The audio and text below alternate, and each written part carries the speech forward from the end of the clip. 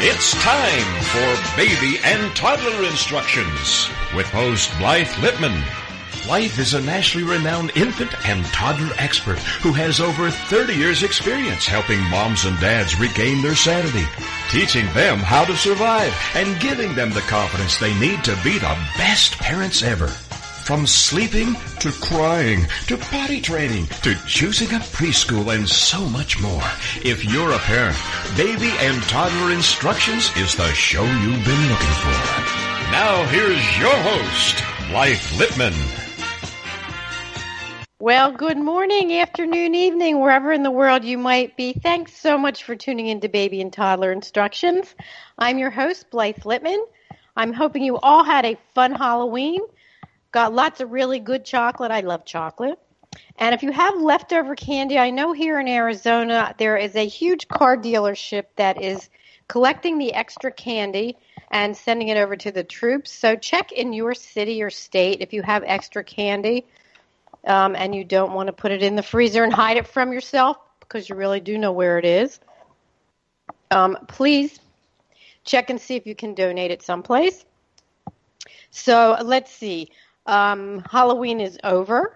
I have been having a wonderful week. It's my birthday week. It was my birthday Monday. Yay, I love my birthday. And I have to tell you something that I do. I try to take an inventory each year. If I can remember what I did the year before, I try to look back.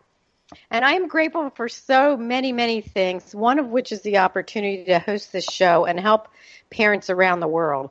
So thank you, everybody, my listeners, for the opportunity, and to TogiNet, and Togi has all the other great shows as well. So thank you, and talking about gratitude, I would like to continue to send my healing energy, warm thoughts, prayers, and love to all those families recovering from the many, many devastations we've had lately, the weather, the fires, yesterday, the truck driving into people. I don't know what is going on in this world, but you're in my heart, and I hope the recovery goes smoothly and you can get back to some kind of normal quickly, whatever that is. And if you're recovering in a hospital, you heal quickly. So I'm not forgetting about you, and nobody else should either. There was one recall. A company called the Plan Toys, Plan, recalled baby gyms because the side rope crossbars on the gyms can strangle the baby. So check out my website, mybestparentingadvice.com. I have all the phone numbers and the websites. Please do not use the things that are recalled. I say it every week. I know I'm like a broken record. But don't try to fix them yourself. The companies recall them. They'll either give you your money back, they'll give you a repair kit. So please contact them and don't use these products. There's a list of everything always up to date on mybestparentingadvice.com. Also, it is the first Wednesday of the month in November. I cannot believe it. This year has gone so fast. So you know what that means. Connie Gruning from Peanut Butter and Wine, WHINE.com, is here to tell us what's hot and what's not in November, as well as how to winter great products. She's got so many cool things on there for November. So, Connie, welcome to the show. How are you? I'm doing great. I am doing awesome. My husband is up fixing our new house in Idaho, and we had wild turkeys outside the door. Oh, my gosh. Did you collect one for Thanksgiving? They're pretty healthy looking, and he could have made a really nice Thanksgiving turkey. So this month I have, of course, my $50 giveaway, which is just my way to thank my loyal following for stopping in every day. So those are real easy. And then I have joined with a bunch of other bloggers to bring you different giveaways, which I have tons of them coming this month. So November and December are really good months for blogging giveaways, and they're super easy to enter. Twitter accounts, even if you never use Facebook, if you just use it as your entries, seriously easy. If you go to the top of my website, right underneath the header, there's a little line that says Entering Giveaways Video Tutorial, and that will teach you how to enter. But trust me, it's sweepstakes through bloggers is super easy, and it's a whole lot less competition than national giveaways. So, and you can win some really good things there. So that's my big thing there. Also, I have on here $300 in PayPal cash. I have one starting tonight that will be, there's 3 winners that will each win $500 in either an Amazon gift card or PayPal. Way, so those yay. are always good. I know, it'll be so awesome. I mean, and then there's a Barnes & Noble. I mean, I wouldn't even tell if you just kept that whole thing all to yourself and didn't share it with the family. Oh, that's a good one. They have great gifts, too, for the holidays. Yes. And Target, seriously, who couldn't go to Target and spend $150 right now? I mean, hey, I have a question that somebody asked me. On your contest, when it says leave a comment, 8 words only, can you explain that a little bit? Okay, so it has to be, Google doesn't like short comments. They think it's spam, so it usually heads to my spam folder. 8 words or over means that the Google spam bot doesn't think that it's just somebody out there trying to spam or do an advertisement. So, I would like to win this prize. Gives you, I would like to win this prize for my granddaughter. That gives you your 8 words right there. So I'm not asking you to think of a whole lot of stuff to say. Just get your 8 words in there. And it's really easy to do. I mean, if you think about it, just in a full sentence, why you'd want to win. Or my first entry on the $50 giveaways is always, how's your day going? And it's like a little family here because these people, we have been together for almost 10 years, and the Peanut Butter and Wine family, they know each other, and we've lost loved ones and moms and dads and husbands and wives, and everybody comments on everybody's. It's like Facebook without all the hurt feelings and she didn't include me and they said something mean. It's all nice things. It's good things. It is, and I did try 1 month. I decided I would take it off. I had more emails that first week than probably the whole 10 years. So I went back in and put it back in. The people were like, no, we like coming there and telling you what our day was. And there is one thing, like I can't say, Connie, I'm your friend. Could you move my name up to the top of the list? That's not how it works, is it? It's not how it works. It's all computer generated and it's done through the giveaway widget. So the giveaway widget sends me the winner's information. So I don't even see it until I open up the app and see who won. So I can't cheat. It's all legit. So, and can you enter your own contest? No, I don't enter. I figured I don't, no. Just checking. I never asked you that question. If I could, I would, but I think that would look pretty suspicious if Connie won Connie's giveaway. So. Oh, you wouldn't have to tell. But anyway, it's Peanut Butter and Wine, WHINE.com. If you've never gone to Connie's site, it is so easy. And I have to tell you, it's almost like brushing your teeth. If you make a part of your morning, like Connie says, you don't necessarily have to do every single one. Is that correct still? You can just do 3 or 1 or, enter 6 times. Exactly. I've had people enter 1 time and win and just do the freebie because I always give you a freebie. I always give you just click this button and you're entered. So it's easy. So, and with the holidays coming up, too, you're giving away lots of money with the companies. So that can't hurt. I just saw something about on Amazon how close Black Friday is. So, those extra bucks, they never hurt. Right. And I'm a Black Friday girl. I'm one who likes to get out there at about 3 a.m. and be in line and get started. Oh, I love Black Friday. You know what? I love doing it with my daughter, and it's not even that I need anything. But by 2 or 3 in the morning, you're so slap happy and you're laughing at nothing. And I don't know, I just have so much fun. Except they changed it last year. They made Black Friday start at 6 o'clock at night. It's like, this isn't Black Friday. Not let everybody go have turkey and open the stores at 12 or 1 if you're going to do that and pay your people, time and a half or 3 times or whatever they deserve for staying there all night. Exactly. No, I don't want. I want to start at the normal. At the, Me too. 4 a.m., 5 a.m. We do a And now petition. my family won't go with me. They think it's insane out there. So. Well, you can just fly right in. You're not far, and go with me and Lindsay. There you go. We had the best time just laughing. I can think about going to McDonald's for French fries at like 3 o'clock in the morning. Who would? Oh, I'd never do that on a normal day, but it's just really funny. And there are bargains. I mean, if you look at the papers and you make a list and there's things that you want for other people or yourself or whatever. Have a game plan. That's your number one thing. You need to have this store is the closest, and then have one. It's better if you go with two people. Have one person get in line and the other person shops, then trade places. That's right. And then exactly. Text, hey, I am ready. We're getting close to the front of the line. Get back here. But I don't know. I don't know about you, but I know Target has been the worst. Not Target, Kohl's. Sorry, Kohl's. Oh. They have lines wrapped around the entire store. We look every time and go, we're not going in there because the lines are so long and people are running over your feet with the carriages, and it's like going to Costco on Saturdays for a sample. It's all night. I don't want to. No. It's like, why are you running over me for cheese and crackers? Do you have any cheese at home?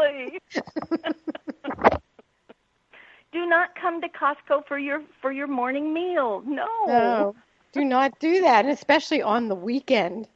Oh, I don't even go close to that store on the weekends. No. So what was Alice for Halloween? Alice is Connie's adorable granddaughter. Alice went as Harley Quinn. And she was so cute. And she got lots of candy. And her I can hear her. Hi, Alice. And Alice finally lost her two bottom teeth. Did the good fairy come? The tooth fairy did come and left her money. She got a $2 bill, and she got some goodies. The tooth fairy was very good to her. That's really good. I worry about inflation in the tooth fairy. I used to get a quarter. What did you get? A quarter. Yeah, me too. With the $2 or the $10. And I heard one. Oh, thank you. I heard, well, Miss Blythe, it looks like I have to go because my dog got loose. Oh, my goodness. Well, Connie, go get your dog. Okay. Thank you. I'll talk to you in December. TV, of course. Okay. Okay. Bye-bye. Bye. Grace. Oh, my goodness. Well, we still have about a minute and a half left here. That's scary when your dog gets loose. If you have a dog, make sure you chip them. I know I just got Lenny, the new puppy. If you follow me on Facebook, we do videos every week. I talk about my radio show, who my guests are going to be. And Lenny is 5 months old. He's a Yorkie Maltese poodle mix. And he tries to lick me while I do the video talking about my radio show. He's 5 months old, and he's 5 pounds, and he's really cute. And I sometimes wonder if I shouldn't put him in the videos because I don't know if you're too busy looking at how cute he is or you're listening about my show. So anyway, do both because it's fun to do the videos, and he's very cute. But, boy, the dog getting loose, I hope they find the dog. It doesn't sound like it's been gone too long.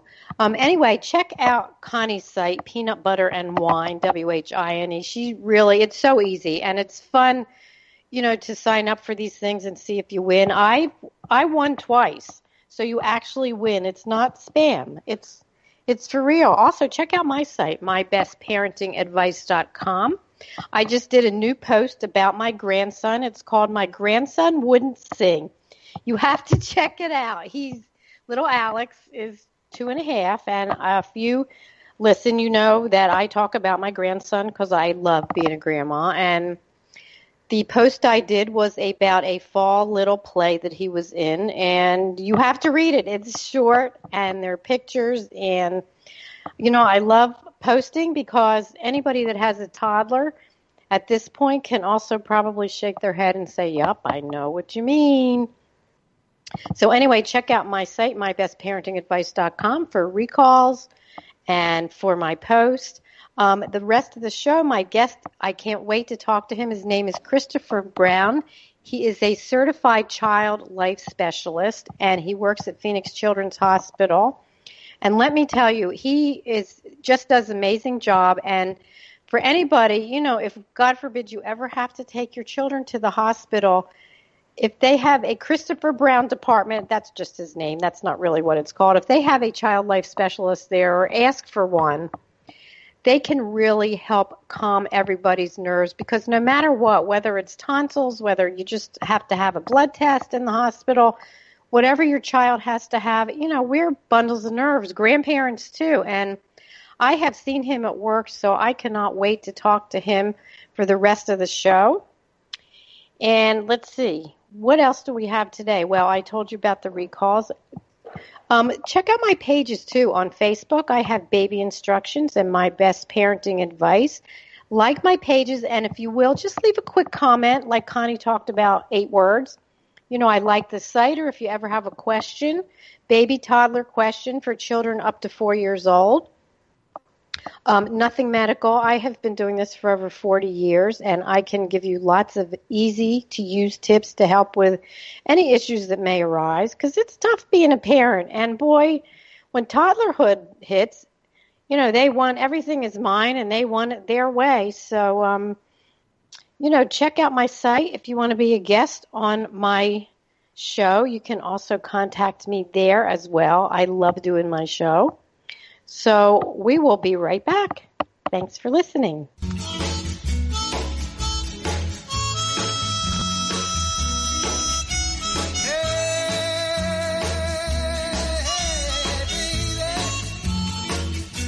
We'll be right back with more Help My Baby Came Without Instructions. It's Baby and Toddler Instructions with Blythe Lipman on TogiNet. We'll be right back right after these.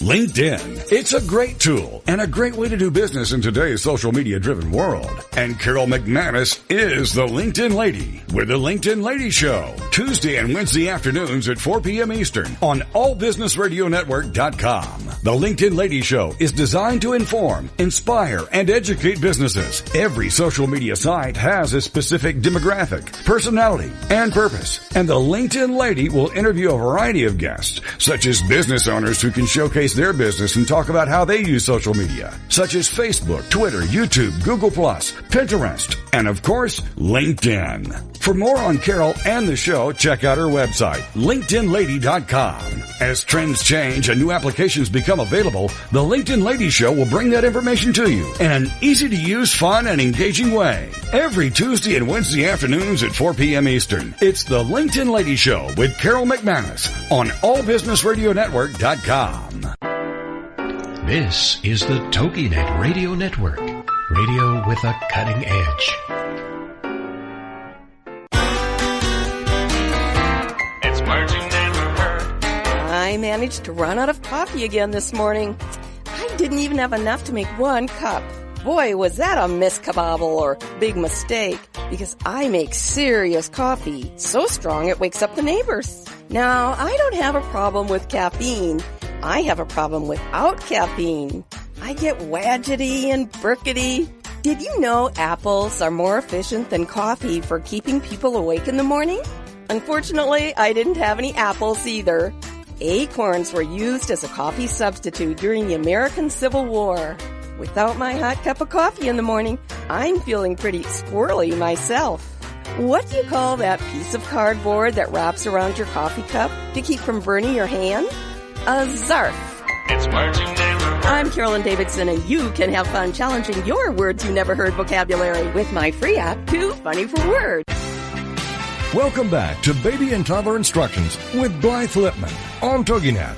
The hour for all moms with little ones to come for great advice, encouragement, and great ideas for all new parents. Now, back to the show with Blythe Lipman.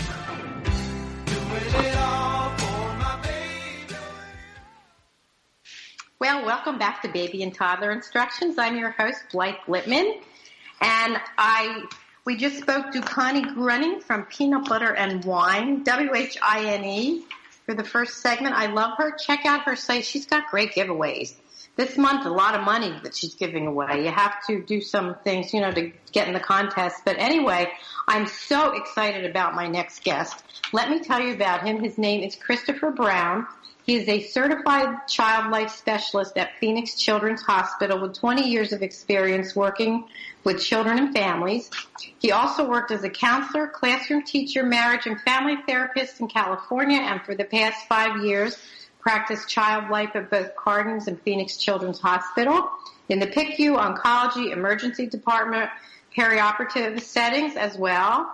What child life, I'm going to have him tell you what child life specialists do, but his graduate work was in counseling psychology, and he specialized in child development, play therapy, individual, marital, and family therapy. And I have to say, before I welcome Christopher, he's amazing, because my grandson had his tonsils out, and when I saw what he did to get 2-year-old little Alex to the operating room, not nervous at all, how he calmed my children down. I mean, you're incredible, Christopher. Thank you for being on the show, and I'm so excited that you can share what you do with the parents, because anytime you have to take a little one to the hospital, it is really frightening for everybody. So Sure can. So tell my listeners what a child life specialist is. It's a great question. I think I spend a lot of time during my day explaining it. It's really a fancy certification, and it's a national certification for teaching kids in the hospital. We're basically hospital teachers and educators, but it gets a little bit more nuanced than that. We actually also, coping is kind of the main key of what our job is. We're interested in the developmental and emotional needs of kids of all ages, from 0 years all the way up to 18. And, our job is basically to make sure that they're coping well in the hospital, that we're providing them with opportunities to play, that we're supporting them through medical procedures at the hospital, that we're teaching them about what they're going to experience. And even for toddlers and infants, there's an ability to teach them. And we also just provide that post-procedure support, too. It can be going to a playroom in our hospital. We have events that we also kind of coordinate through our department, the Child Life Department and Child Life Specialists. So it's really making the hospital not a scary place and helping kids and families navigate through the hospital environment. And you do such a great job. And you said that this type of work is all through the country, so it's not just at Phoenix Children's Hospital or Cardin, it's all over? Absolutely. So every major pediatric hospital in America has a child life department, and many, many regional hospitals have them as well. And a lot of people don't know that there's a child life specialist in their local hospital and might have been taking their children to that hospital and not known that this resource actually exists for them. They can always ask their nurse or their doctor in an emergency department setting, or if they're coming for surgery, if they have a child life specialist. And parents can always refer a child life specialist for their child if they know that it exists. That's really good to know for everybody. So, when you have a sick child, you start with a pediatrician. I'm focusing on the young kids, but it can be older kids too. And it's scary because sometimes there's blood tests, sometimes there's strep tests, there's things that hurt or you don't know. So how do you start with the beginning? Because as a parent, you're scared too. You'd rather have the strep test than your child. You don't want to see anything like that happen. So where do we start? It's like, do it to me, not to him. Exactly. Well, I think, oftentimes parents, are far more nervous than their children. It's a protective measure as parents, and I'm a parent of 7-year-old twins, so I acutely know kind of what that's like from the point of view of being a parent. It's hard to know what to say. It's hard to know what your child can handle about going to the doctor's office, which is pretty much everybody's experience. It's always unfortunate when people have to come to the hospital for bigger reasons. But obviously the experience that most kids have is going to the doctor's office for a checkup. And oftentimes, especially when they're young, it's associated with pain because we're getting vaccinations, we're getting shots. Those things are really important, obviously, for the overall health of our children. But it can also compound on them that they begin to, anticipate that the doctor's office or even the hospital is a place of pain, and why wouldn't they? It usually is somewhere where they get poked. I think the hardest part is, especially when we get into the toddler age, since specifically your program is about infants and toddlers. What can you do for a 2 or a 3 or even an early preschool age child at 4 that doesn't have a lot of exposure outside of the home, that maybe has limited experience to daycare? How can you kind of prepare them for it? I often tell parents, be as honest as possible. I mean, you know your children the best, and I think that's really important. I might have specialists in my name, but I rely heavily on the parents that I interact with, or even grandparents, family members, extended relatives that are with a child, to understand how they work. And kids are different. We all have different personality styles. And even at an early age, you can tell that kids have a different perspective on the world because their personality's with them at birth. Some kids like to know a lot of information. Some kids get more anxious by learning, having too much information thrown at them. So it's really knowing your child the best. But I always say, especially if at the younger age, be truthful. I mean, if there's going to be a shot and it's going to hurt, a lot of times when we get the shot, just say, owie, owie, owie at the doctor's office. That empathy and that understanding that this is something that does hurt, instead of kind of, I think we want to play it down sometimes as parents. It's okay. You're going to be all right, that wasn't that bad. But for kids, especially at a young age, this poke might be the first time they've really experienced pain on an acute level. And it's still really important to kind of empathize with them and let them know, owie, owie, owie, I know that hurt, but that's to help you get better, or that's to help make sure that you don't get sick. And oftentimes just that small explanation and that understanding, even for a 2 or 3-year-old, can go a long way for them and help with their coping at the doctor's office. That's really great advice, and it's interesting. It reminds me of something. They just started this new show called The Good Doctor, and the surgeon, have you seen it? I haven't. No, I've heard about it. Anyway, well, the surgeon has autism, and they actually had a show that had a child on there. He was older, maybe he was 10 or something, and he had cancer, and his parents kept it from him. And at the end of the segment, he said, I always knew. So he was protecting the parents, and it's what kids want to know, and sometimes they do know. And you're right, you have to know your child, because, I don't know, I like to know what's going on, and a lot of kids want to know what's going on. But what happens, too, when parents overreact and they go, it's really going to hurt? I mean, you have to be careful. It's a fine line. It really is. You don't want to overwhelm them, and sometimes in our families we have humor. Humor is definitely something that was used in my family growing up, and sometimes we want to joke about it, or and sometimes that can kind of for a child kind of negate the feelings that they're feeling inside, even though we're trying to the best of our ability to comfort them or to interject that humor. Sometimes humor is a wonderful tool, though, for kids. And distraction, I think, is really a key for kids that are younger, especially toddlers.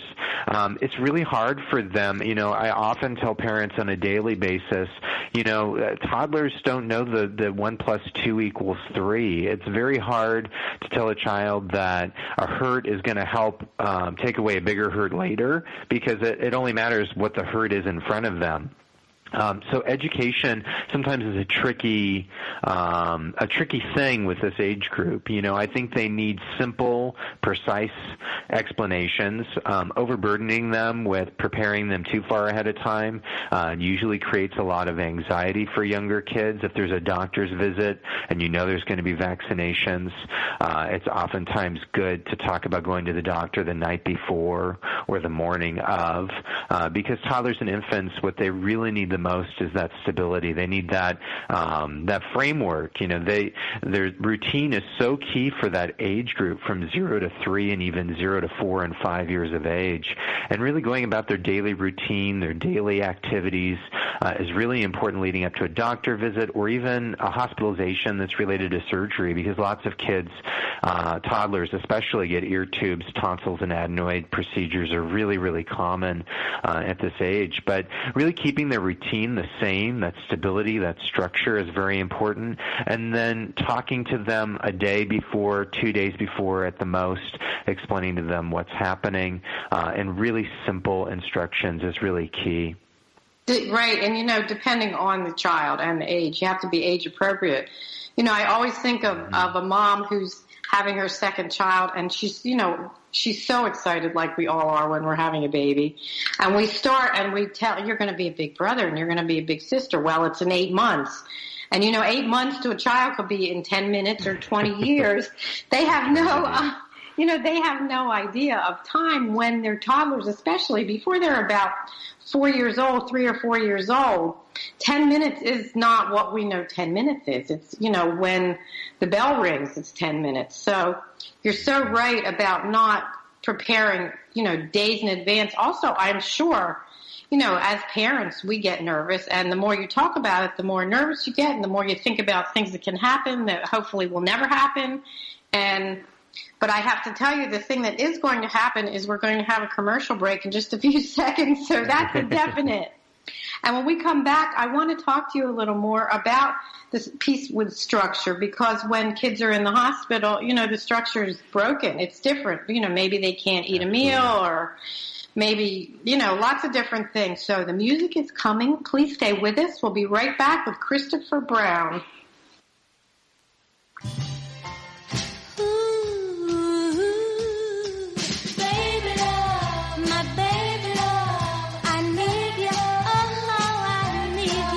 We'll be right back with more help. For help, my baby came without instructions. It's Baby and Toddler Instructions with Blythe Lipman on TogiNet. We'll be right back right after these.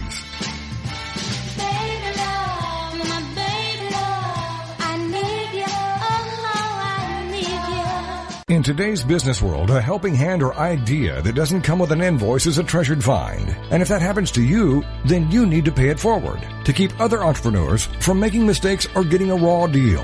It's called Paying It Forward with Josephine Girassi, Wednesday mornings at 10, 9 a.m. Central. Josephine is going to have the guests describe their accomplishments, the lessons they've learned, both good and bad, and then sharing those pieces of knowledge as we create a movement of paying it forward. For more information about Josephine, her business, and background, you can go to mymomknowsbest.com. Josephine Girassi has always been a problem solver. She saw this need and has turned it into a movement. It's Paying It Forward, with tips, tools, and advice and hard lessons learned. These pieces of knowledge can make a huge difference for you, your business, and others. So join us for Paying It Forward with Josephine Girassi, Wednesday mornings at 10 a.m., 9 a.m. Central on TogiNet.com. This is the TogiNet Radio Network, radio with a cutting edge.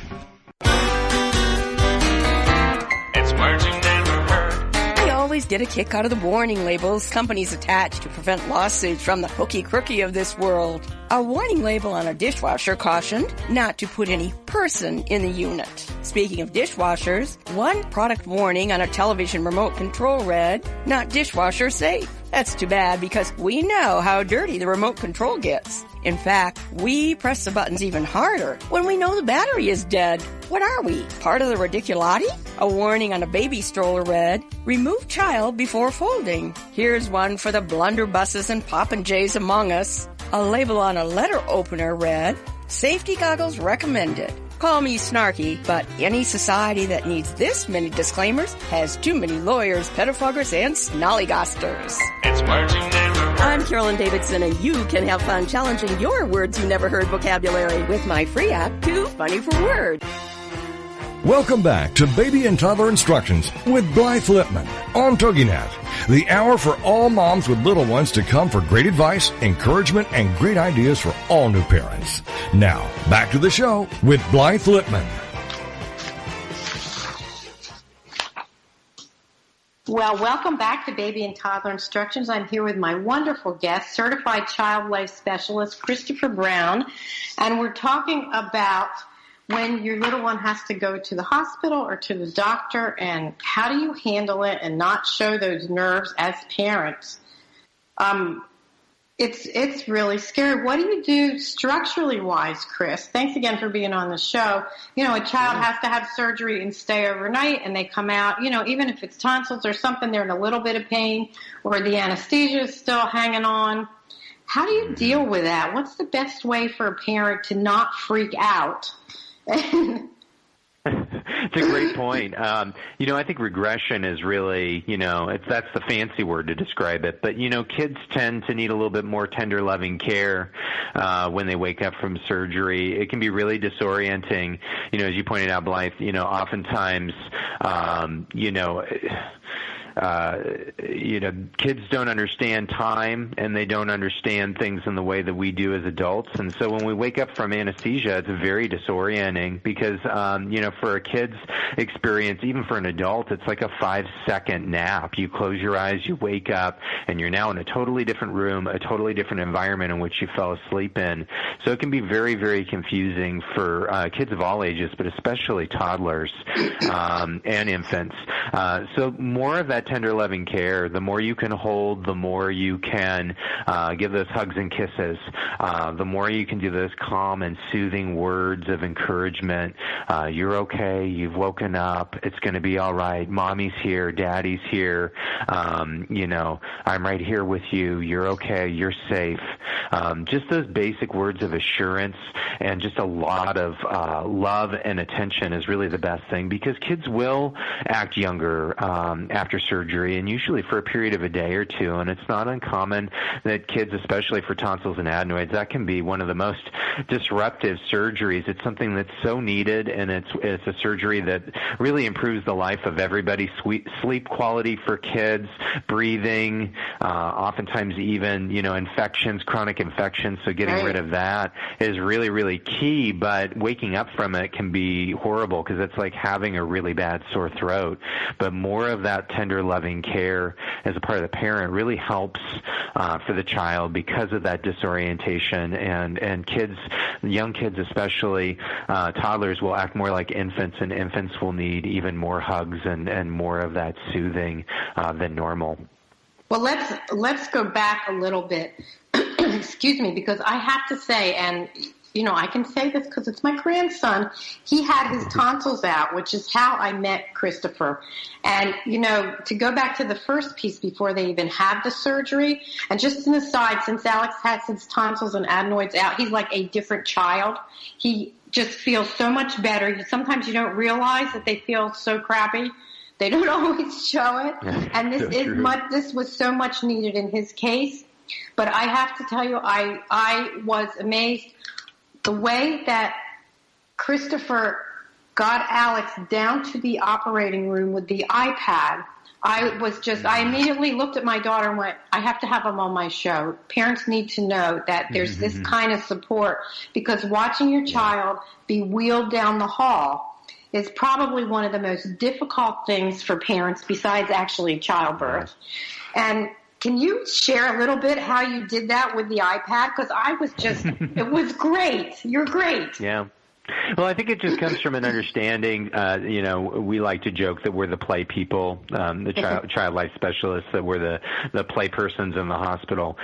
Play is really the child's first language, and, I feel very passionate about that. We try so hard in today's world to quantify everything, and we need to have results and teach back, and there has to be this kind of results-driven understanding, even with kids in the educational environment. Since I was a teacher at one point in time, just this intense need to kind of quantify everything.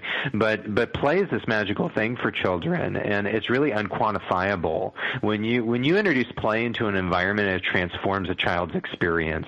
And the hospital doesn't have to be a scary place if we speak to children and get to children on their level. When I talk to any child of any level or any age, I get down on their level. I get down on my knees. I make eye contact with them. I make them feel special and important. And I always introduce anything I'm about to do, even if it's teaching related, with play. And in the instance of, anesthesia for younger children, the anesthesia mask, there's a lot of research that shows that when kids are shown that mask before they go back into the operating room, that it helps improve their coping. It allows them to need less medications. They spend less time in the hospital. They have less behavioral effects and less sleep disturbances. And those things can actually happen without preparation, even for young kids.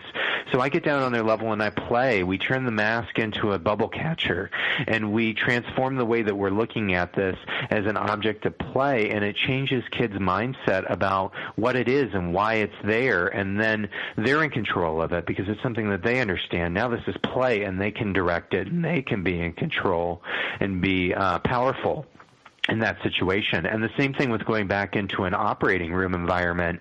There's a lot of research too. We do all of our work, even child life specialists, but everybody in the hospital, based on research, and we have research studies to back this up, that, giving kids distraction in the form of play, in the form of an iPad.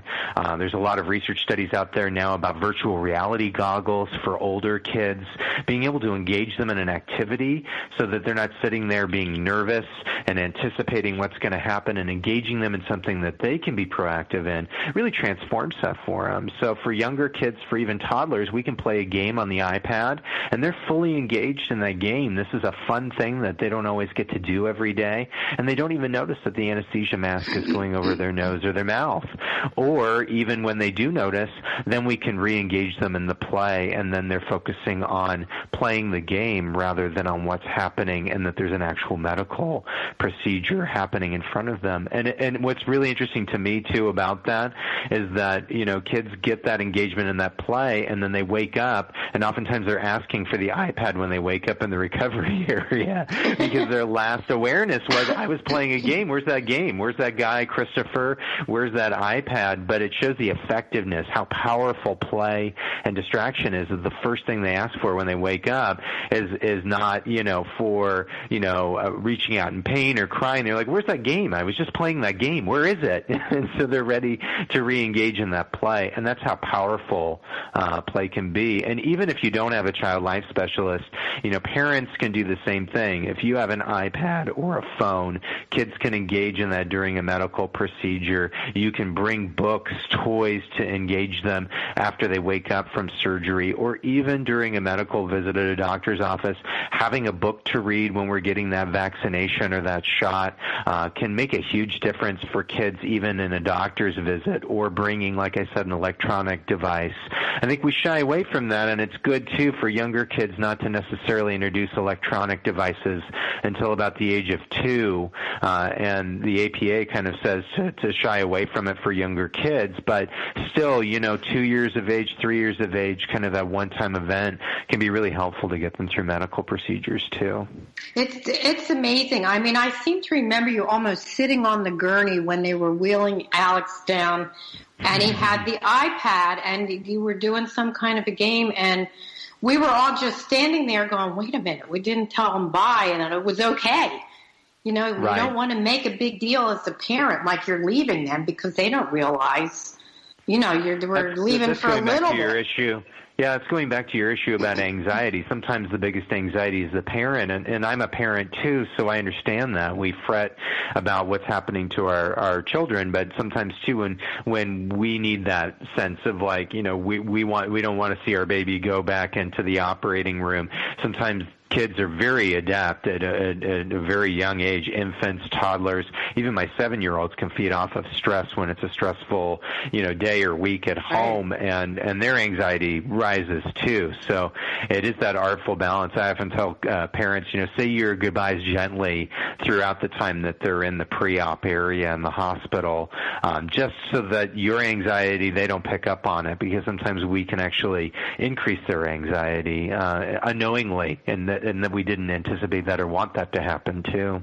What do you think? Maybe we need parent life specialists that give us headphones or games or something else, because it's interesting. You're making me think about myself. I hate going to the dentist, and if I have to have something done, I take my headphones. so that I don't have to, it's Right. not even the drill noise. I want something in my brain so I don't remember where I am, which is basically you're making it easier. Maybe that could be your new thing. It could be a parent life specialist too. I know. What we do, part of our job is to support, parents and families by, helping them afterwards. For instance, if they go back for surgery, talking to them about, what's happening. And if I go back to the operating room, I'll go back and talk to the family in the waiting room. So we do have that component, but you're so right. Even adults, when we talk about coping, I have many nurses that have worked in adult environments and then come to work in pediatrics because I work at a standalone pediatric hospital. We only see children. But they often talk about how they wish they had somebody like me for adult patients when they worked at an adult hospital. And it's so true, Blythe. We all need to have our own coping. We all need to figure out, even when I go to the doctor's office and I have to have blood work done, I know about myself, I don't want to see. And I look away. I want the nurse or the phlebotomist to engage me in a conversation. So I'm one of those people where less is more. And recognizing not only, for your children what they need because you know them the best, sometimes even recognizing in ourselves who we are and what we bring to the table also helps with, our own doctor's appointments too. It's kind of a shame that they don't have anything like me in the adult world because I think adults need it, sometimes even more so. Hey, it's not too late. Really we'll have not to figure it out. Maybe we'll have to create a new profession just for adults. That would be great because, I am sure you probably hear this hundreds of times. A child will come in for whatever the surgical procedure is, and that you'll hear the parents saying, I couldn't sleep at all last night. I was so worried all night. Oh, yeah. I was up all night, and I'm so worried. So now you have the nervous parent, the tired parent. They probably haven't had coffee or breakfast or whatever, and right. And the waiting room piece, is there a way? You have really nice waiting rooms. They're big. There's TVs. There's books around. How do you calm down in the waiting room before your child even goes in? Isn't that like $1 million question? You're sitting there with your child on your lap. Question. I think it goes to the heart of just like children need preparation. Parents need it too. We're breaking for a commercial. I hate to interrupt you. We'll be right back. Stay with us.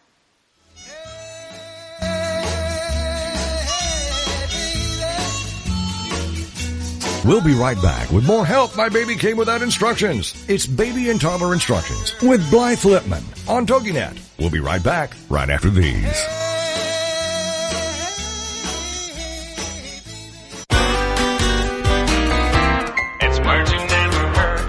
Man cannot live by bread alone. He must have his peanut butter.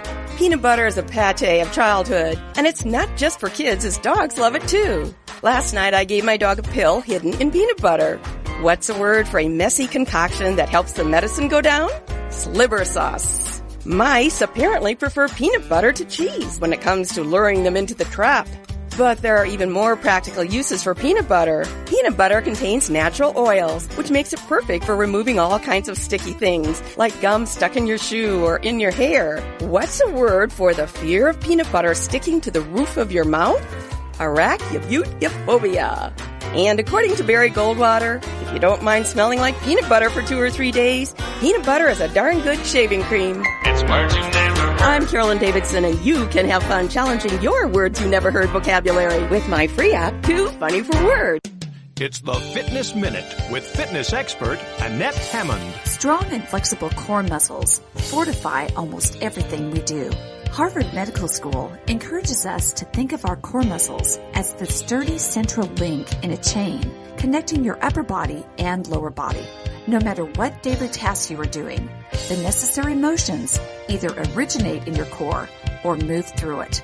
So an inflexible and weak core can impair how well your arms and legs perform. Strengthening your core activates power and helps you accomplish tasks easily and without pain. A strong core can prevent low back pain that affects 4 out of 5 Americans at some point in their life.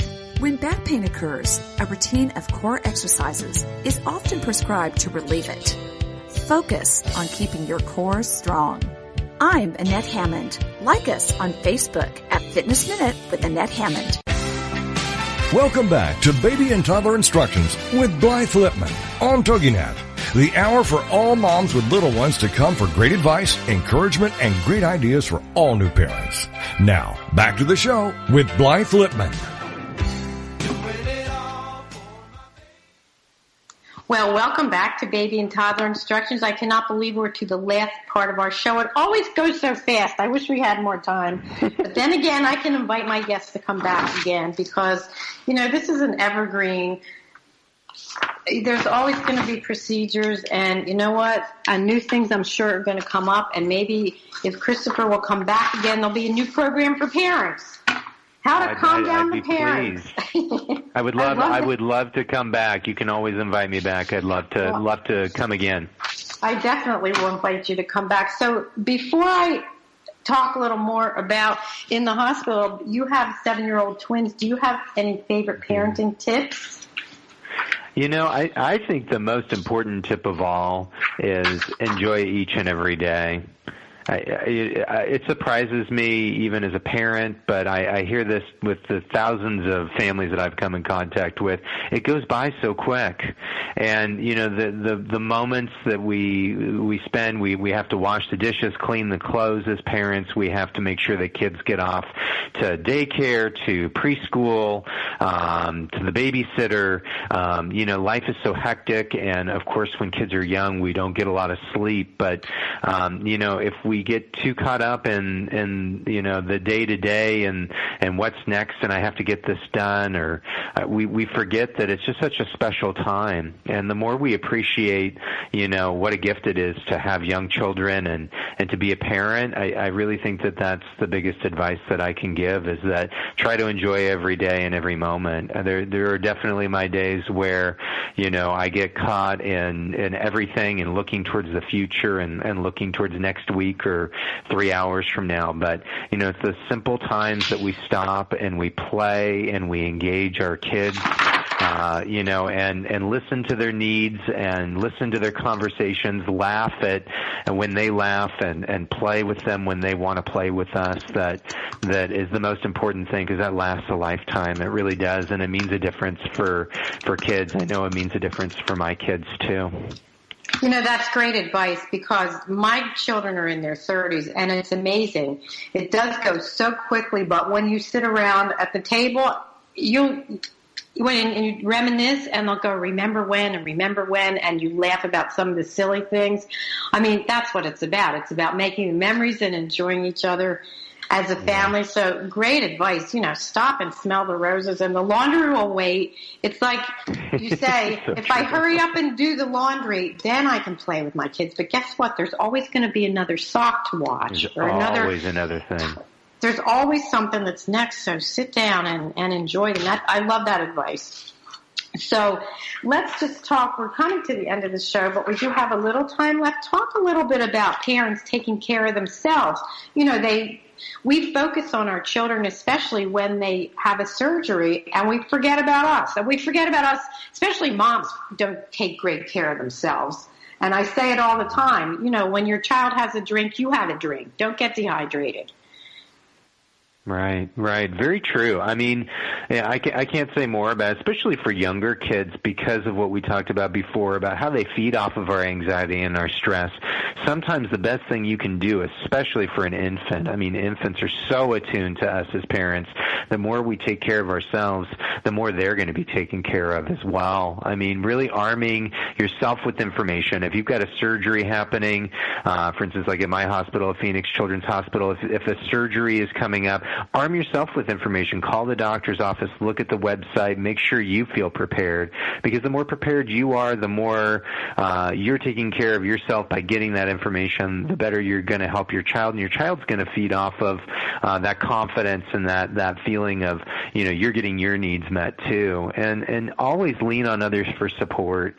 We really, we aren't islands. We really do raise our kids either with a significant other, our spouse, or our partner, or we have a grandparent that's involved with the care of our children.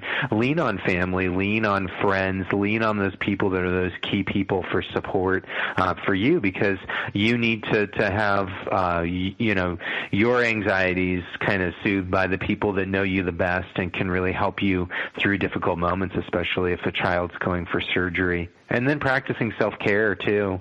I mean, we need to do more of what we do. If you exercise more when you're stressed out about your child going through, a hospitalization or an upcoming surgery.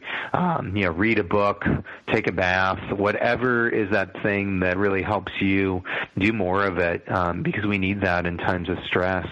And really your child will respond and cope better when you do those things for yourself, too.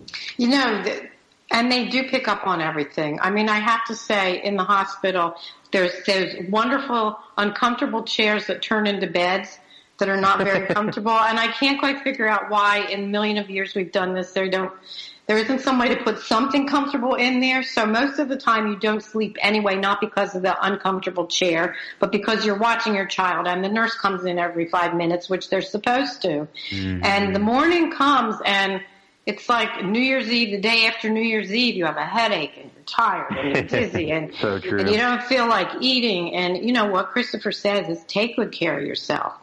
If you can even just walk around the hallways a couple times just to get blood circulating, and when your child's tray comes, order something for yourself so you keep your energy up. I don't see it in the hospital, but I see it with new moms all the time. Did you have lunch? I can't remember. I can't remember what I did. I have to do A, B, C, and D. So it's important. Also, in this day and age, Christopher, who is the doctor the best person to talk to, or the nurse? Because, with the internet, you go to 10 sites, you get 10 answers. Right. It can be hard to know where to turn. I mean, I would always go to the hospital itself that you're going to receive your care at and see what kind of resources they have. For instance, at our hospital, at Phoenix Children's Hospital, we have a surgery tour video for school-age kids that even 2 or 3-year-olds can watch, and it's a way to soothe and calm everybody, including parents. We have an app that we've done through our hospital called Simply Saying, which is medical jargon for kids, and it's a resource for parents to arm them with how to define these medical terms like surgery and words that kids can understand.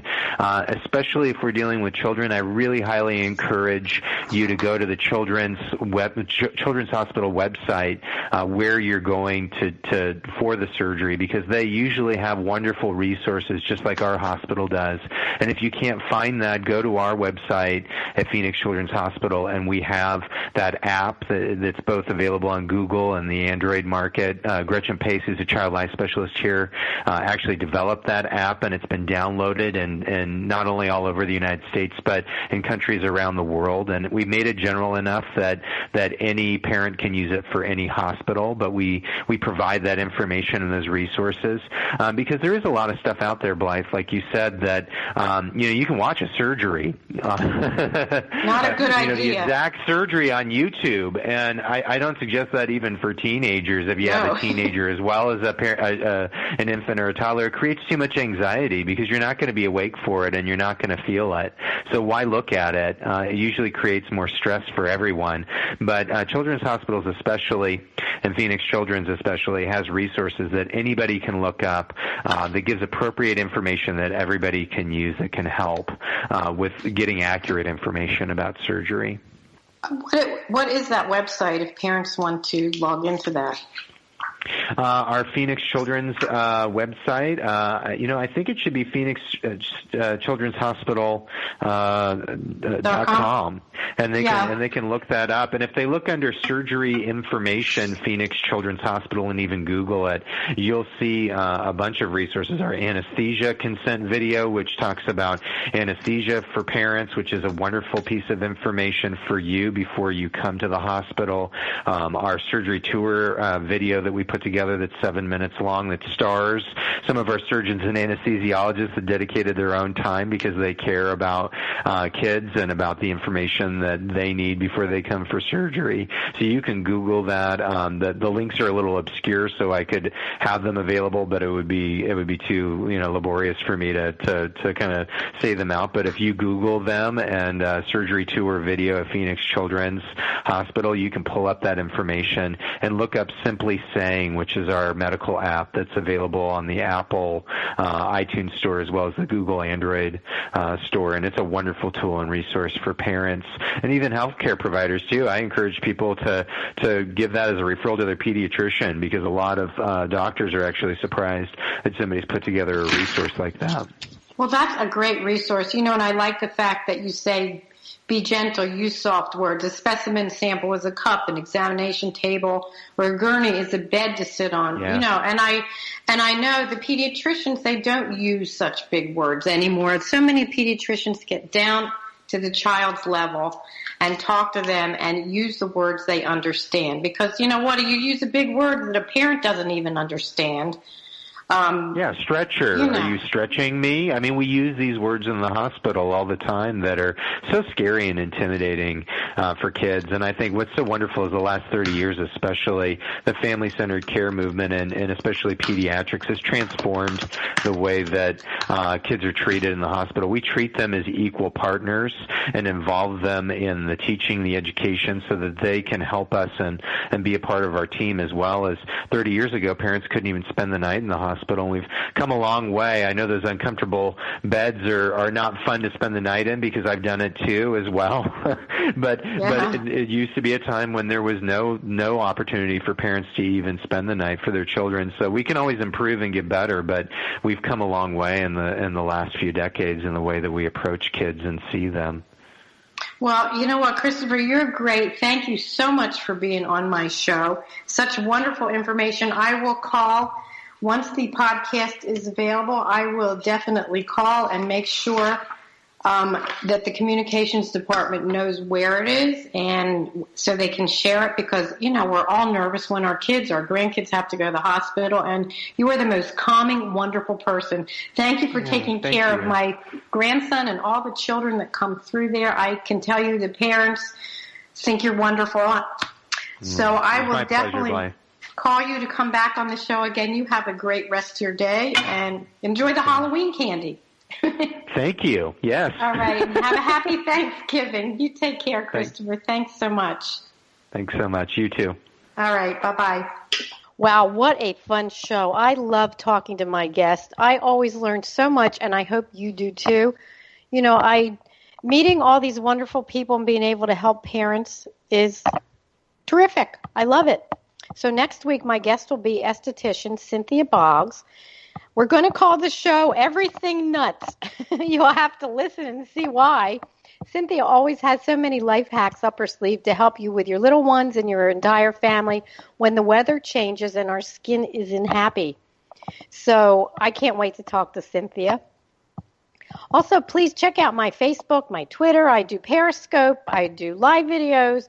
I'm on Pinterest, I'm on Instagram, and of course, mybestparentingadvice.com is my website. All my podcasts are on there, as are all the podcasts on toginet.com. And, if you haven't gone to toginet.com, scroll down and look at all the wonderful shows. Great, great hosts, wonderful, wonderful topics. Like I've said before, I am going into my 9th year of doing my show, and I'll tell you what, I love listening to the other shows. When I walk, they take a walk with me, on my headphones. So go to my website, mybestparentingadvice.com, and again, all the recalls are up to date on there. And if you want to be a host, you know what? It's a lot of fun. Contact me, contact toginet.com, and try it. It's wonderful. So as always, I'd like to end today's show with a little humor, especially parent humor. As one mom says, both of us can't look good. It's either me or the house. I live in a madhouse run by a tiny army I made myself. And finally, don't be so hard on yourself. Just remember the mom in E.T. had an alien living in her house for days and didn't notice. So thanks so much for tuning in. Have a great rest of your week. Enjoy the fall, and I will see you next time. Bye-bye.